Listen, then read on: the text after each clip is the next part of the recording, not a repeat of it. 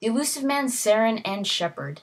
As different as these three are, I mean, you know, but two are human, one is a Turian. They're very, very different.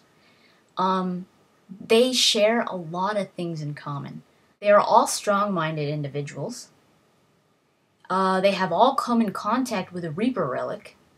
And they have survived and endured certain circumstances that others couldn't.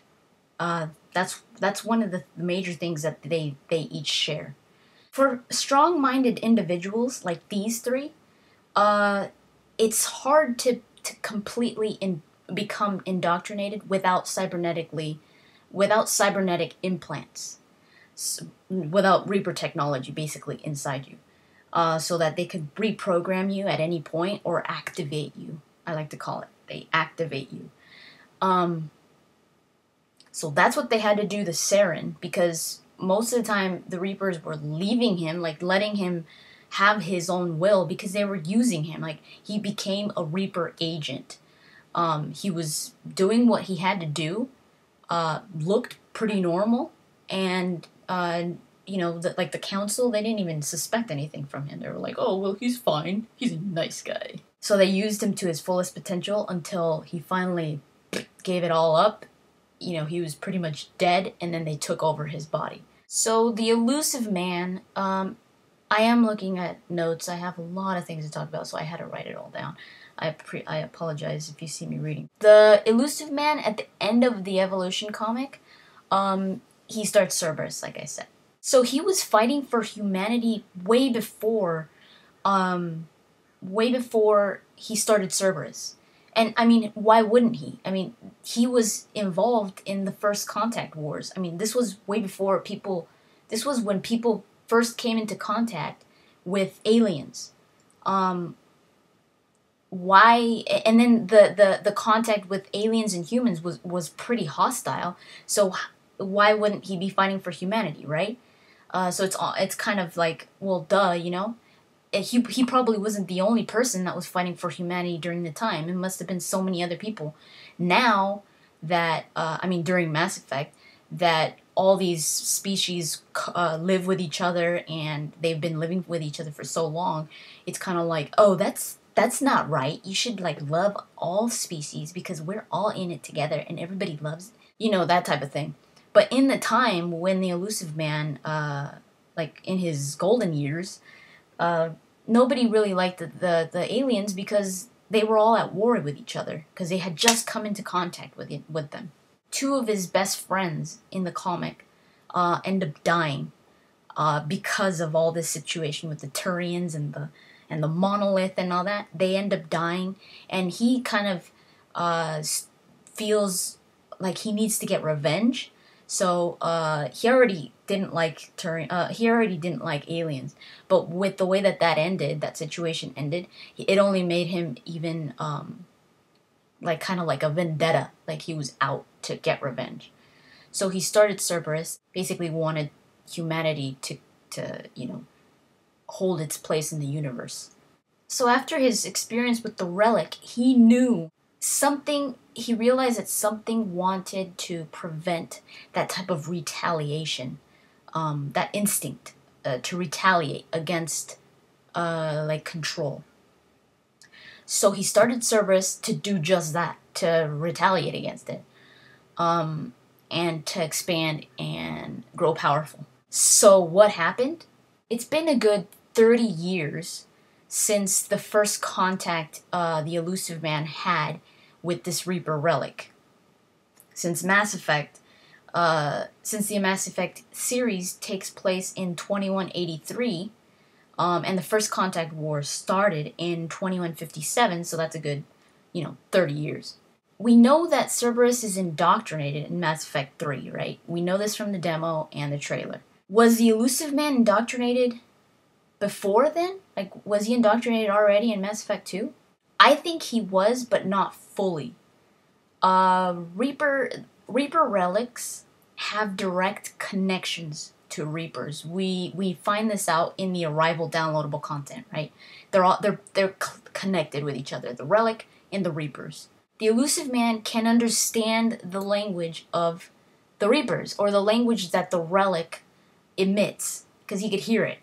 And even though the monolith, the Arca monolith, and another one that they find in the comic, was destroyed, they never actually go back and see if it really was, but they think they destroyed it. Even though it was destroyed, you might think, oh, well, he probably stopped hearing it because it was destroyed. But it wasn't just that he would hear it. It was like it changed his physiology completely. He was able to read it, so he was able to understand it. His brain changed so that he was able to understand the Reaper. I guess it's the Reaper language. So I think that the Illusive Man knows exactly what the Reapers are planning and what they want. He knows. Like I think he could hear them. I think he has some kind of a connection with the Reapers because of this relic. And since he knows what the Reapers want and what they're planning, I think that's why he's so interested in Shepard. The action of the Illusive Man in Mass Effect 2 could be explained in a few ways. I think these two scenarios are probably the most possible, but there might be more that I'm not thinking of, but these are the ones that I came up with. First of all, in Mass Effect 2, it could have been that he truly was fighting against the Reapers. He knew what they wanted, and he really was fighting for humanity, right? For the survival. He wasn't indoctrinated. He could feel them and everything, but he wasn't indoctrinated. So he wanted Shepard because he was a lot like him, like the Illusive Man. So he brought him back, and basically he was the only one that really could fight for this because he was almost like Shepard. And then after Mass Effect 2, he was fully indoctrinated by implanting him with Reaper technology. So the Illusive Man wasn't indoctrinated in Mass Effect 2, but he became, the Reapers got to him and cybernetically implanted him with Reaper technology so that they could take full control of him for Mass Effect 3. Now the other scenario, which I kind of agree with, this is the one that I think is this is actually my theory. There might be a lot of people that agree with me, but this is what I came up with. He was already indoctrinated cybernetically. He was already cybernetically implanted in Mass Effect 2, and even before then. He has been a Reaper agent for a while. The Reapers need strong-minded people. Strong-minded people are the ones that the Reapers could use to their fullest advantage, because they don't get fully indoctrinated. Like, think of Saren, the Illusive Man, and Shepard. And if they are indoctrinated, you can't tell. You can't really tell. They don't turn into husks. So they make for the perfect Reaper agents because they're perfect at being undercover. So they found out that Shepard was a strong-minded person in Mass Effect 1, and most importantly, he was one of the only ones that has taken down a Reaper. So they realized just how dangerous Shepard was for the Reapers. But also how much people look up to him.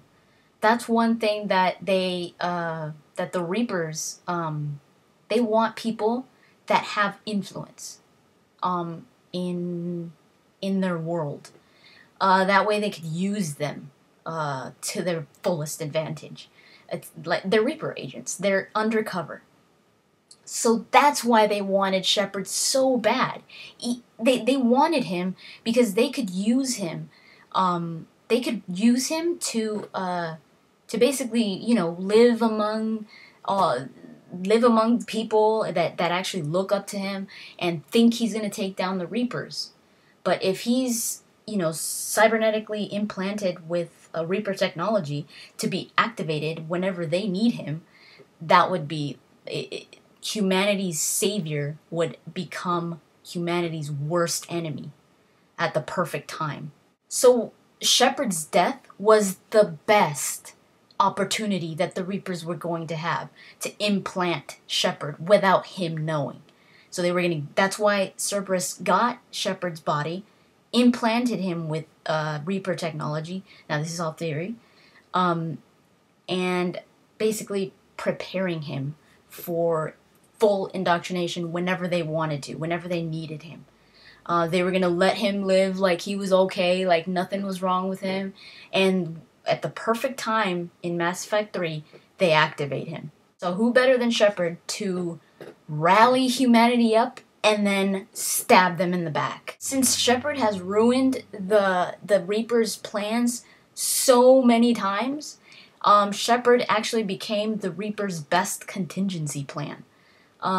It was what they needed. Like, they were like, okay, you know what? If Shepard's gonna keep on taking us down, we have no more plans. We're gonna have to do this the hard way. Let's get, the easier way would be to get Shepard's body, and that way he could almost, lead us to the destruction.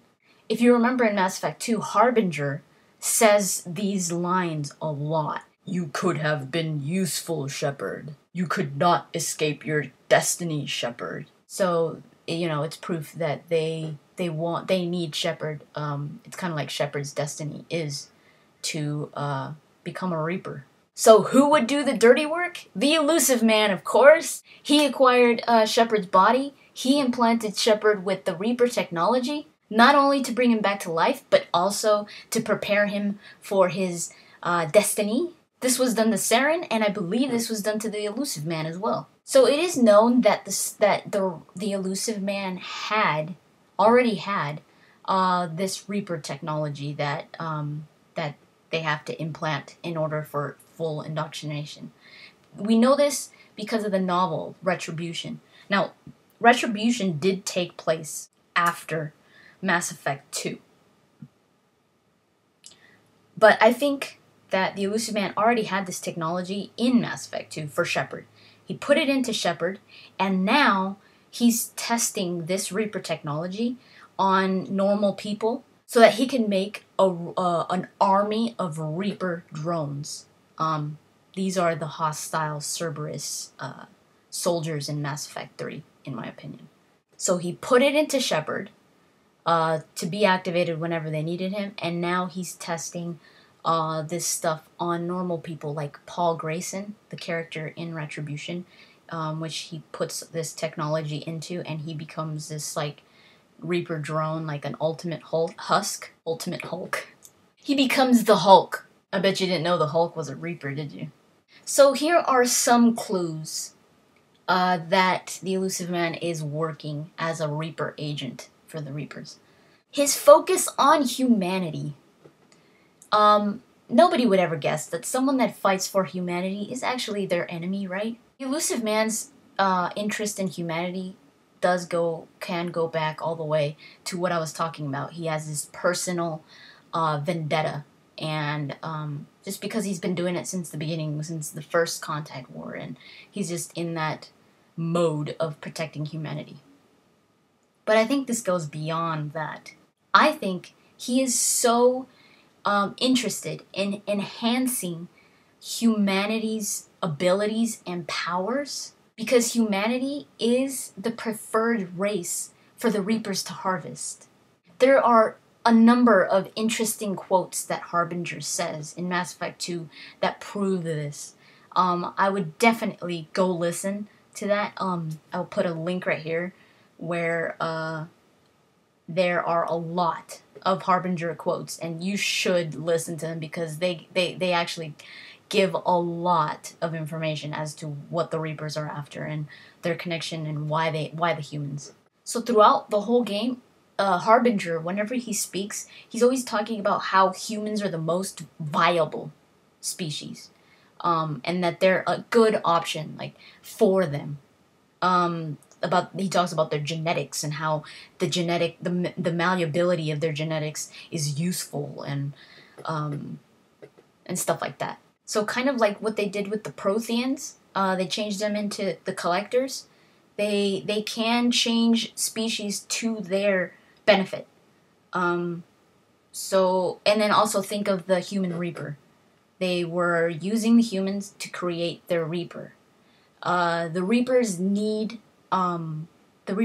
species, living life forms, to reproduce in order to make themselves, keep going.